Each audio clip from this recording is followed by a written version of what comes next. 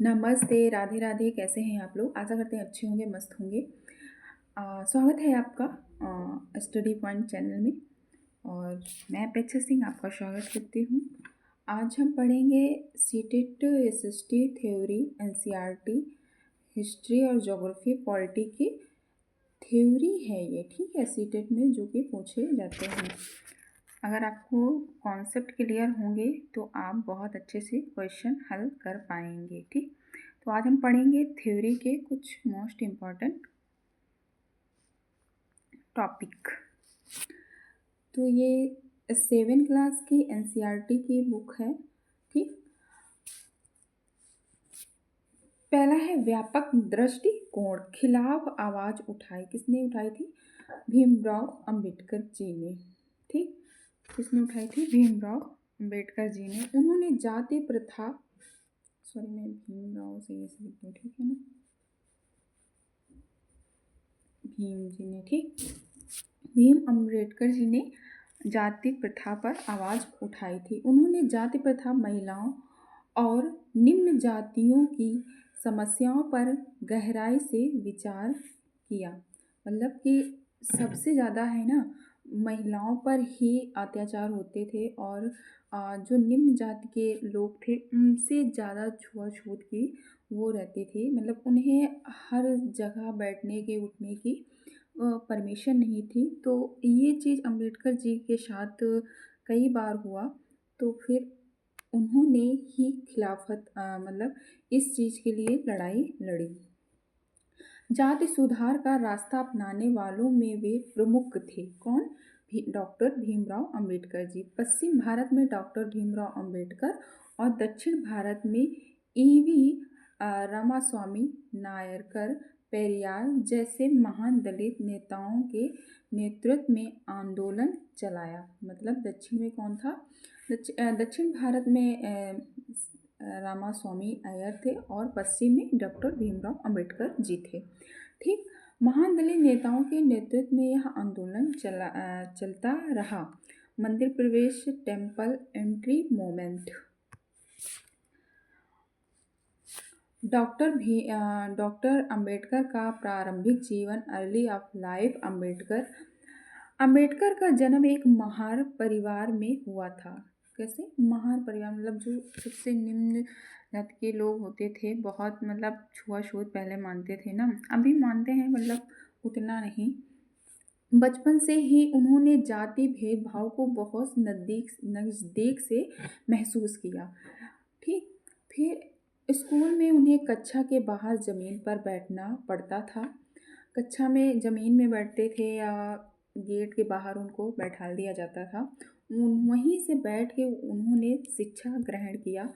उच्च शिक्षा पूरी करने के बाद वे अमेरिका में पढ़ाई करके 1919 में भारत लौटे और जाति अन्याय पर लिखना शुरू किया। और महाजात के लोगों को, जो शूद्र जाति के लोग थे, उनको मंदिर जाना भी अलाउ नहीं था। मतलब सामूहिक कोई कार्यक्रम या किसी भी चीज़ में बैठना उठना उनको अलाउ नहीं था। मंदिर में कौन प्रवेश कर सकता है?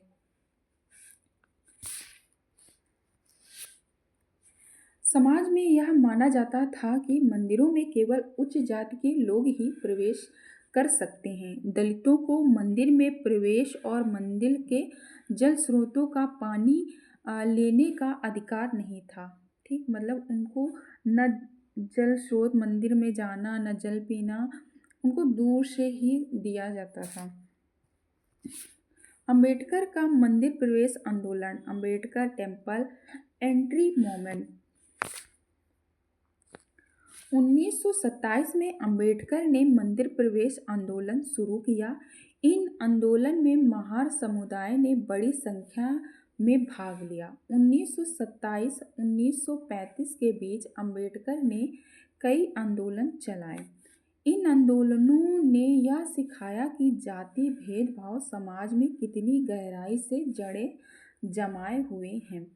उस टाइम जब ये हालत थी तो इस टाइम भी यही हालत है। मतलब काफ़ी आज आज भी इतना लोग भेदभाव करते हैं।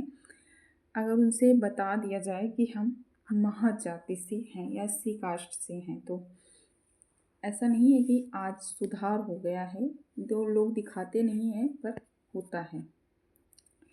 ईवी रमा स्वामी नायर पेरियार। पेरियार का जन्म एक मध्यम वर्गीय परिवार में हुआ था। युवावस्था में सन्यासी बनने और संस्कृत शास्त्रों का गहन अध्ययन किया। बाद में वे कांग्रेस के सदस्य बने। कांग्रेस छोड़ने का कारण क्या था? मतलब उन्होंने कांग्रेस छोड़ दिया था, तो वाई और लेफ्ट कांग्रेस। कांग्रेस में ब्राह्मणों का सर्चस्व था, इससे निराश होकर पेरियार ने कांग्रेस छोड़ दी। स्वाभिमान आंदोलन मतलब सेल्फ रिस्पेक्ट मूवमेंट। पेरियार ने स्वाभिमान आंदोलन शुरू किया। उनका मानना था कि अछूत मूल तमिल और द्रविड़ संस्कृति के असली वाहक हैं, ब्राह्मणों ने उन्हें अधीन कर लिया है। धार्मिक नेता सामाजिक असमानता को ईश्वर प्रदत्त मानकर सही ठहराते हैं, इसलिए अछूतों को धार्मिक बंधनों से भी खुद को मुक्त करना होगा। धार्मिक ग्रंथ की आलोचना। पेरियार हिंदू वेद पुराण के कट्टर आलोचक थे। विशेष रूप से उन्हें मनुस्मृति, भगवत गीता और रामायण की आलोचना की। इसकी आलोचना की थी भगवत गीता की और रामायण की, और भगवत गीता और रामायण की आलोचना उन्होंने की थी। ब्राह्मणों ने इन ग्रंथों का उपयोग निम्न जातियों व महिलाओं पर प्रभुत्व के लिए किया। आंदोलन का प्रभाव और प्रतिक्रिया। ब्राह्मण समाज। ब्रह्म समाज की स्थापना 1828 हुई। इनमें मूर्ति पूजा और जाति प्रथा का विरोध किया। इसके अनुयायी उपनिषदों में विश्वास रखते थे। सदस्यों को अन्य धर्मों की आलोचना करने की अनुमति थी। इससे हिंदू और इस्लाम धर्म की तार्किक व्याख्या की। फिर प्रार्थना समाज। प्रार्थना समाज की स्थापना 1867 में हुई, मुंबई में हुई। इनके जाति व्यवस्था का विरोध किया, विधवा विवाह और महिला शिक्षा का समर्थन दिया। वेद समाज। वे समाज की स्थापना 1864 में मद्रास में हुई। यह ब्रह्म समाज से प्रेरित था। समाज ने जाति भेदभाव का विरोध किया, विधवा विवाह और महिला शिक्षा को बढ़ावा दिया। एक ईश्वर में विश्वास किया जाता था। एक ही ईश्वर में उस टाइम विश्वास किया जाता था। ठीक। फिर है अलीगढ़ आंदोलन। अलीगढ़ आंदोलन किसके नेतृत्व में हुआ? तो अलीगढ़ आंदोलन के नेता सर सैयद अहमद खान थे। क्वेश्चन बन सकता है अलीगढ़ के आंदोलन के नेता कौन थे? तो सर सैयद अहमद खान थे। ये कब हुआ था ये भी पूछ सकते हैं, तो आपको पता होना चाहिए 1875 में अलीगढ़ में मोहम्मडन एग्लो ओरिएंटल कॉलेज की स्थापना की गई। किसकी की गई थी? मोहम्मडन एग्लो ओरिएंटल कॉलेज की स्थापना की गई। इसमें आधुनिक और वैज्ञानिक शिक्षा दी जाती थी। बाद में यही अलीगढ़ मुस्लिम विश्वविद्यालय बना। फिर है बंगाल विभाजन 1905 में हुआ।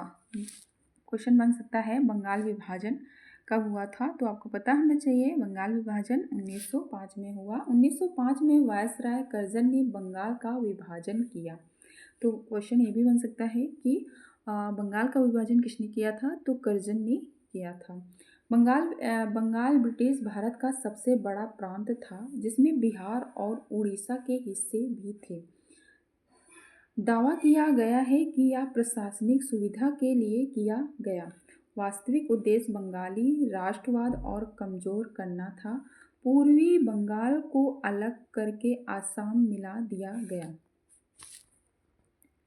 फिर है देशव्यापी विरोध। देशव्यापी विरोध कब हुआ? बंगाल विभाजन से देश भर में आक्रोश फैल गया। जब बंगाल का विभाजन हुआ तो पूरे देश में क्या हुआ? आक्रोश फैल गया। मध्य मार्गी और उग्रवादी दोनों ने मिलाकर विरोध किया।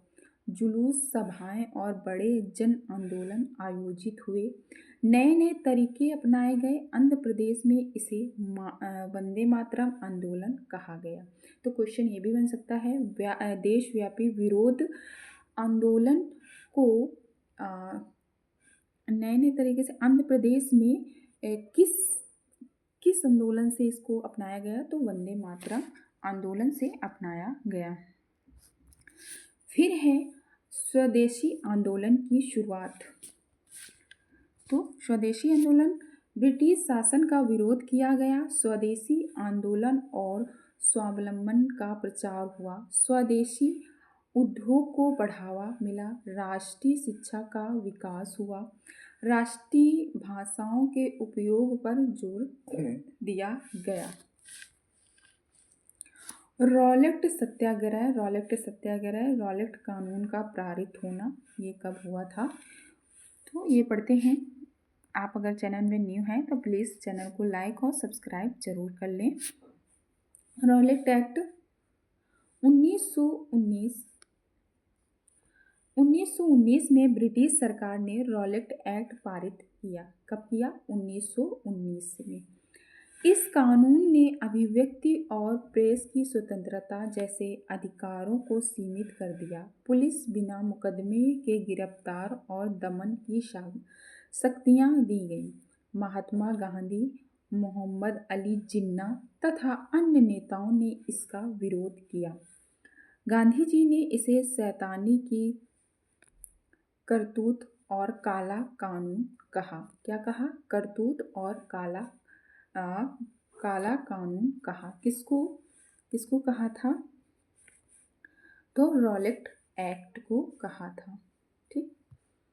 फिर है सत्याग्रह आह्वान।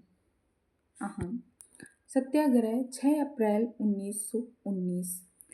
गांधी ने पूरे देश में इस अधिनियम के खिलाफ सत्याग्रह शुरू करने का आह्वान किया।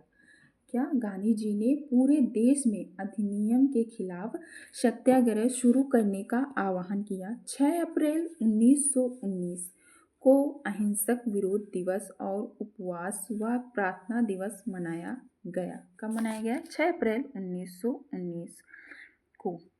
पहला अखिल भारतीय आंदोलन, फर्स्ट ऑल इंडिया मूवमेंट।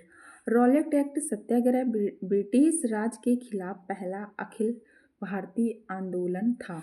यह मुख्य रूप से शहरी क्षेत्रों तक सीमित रहा।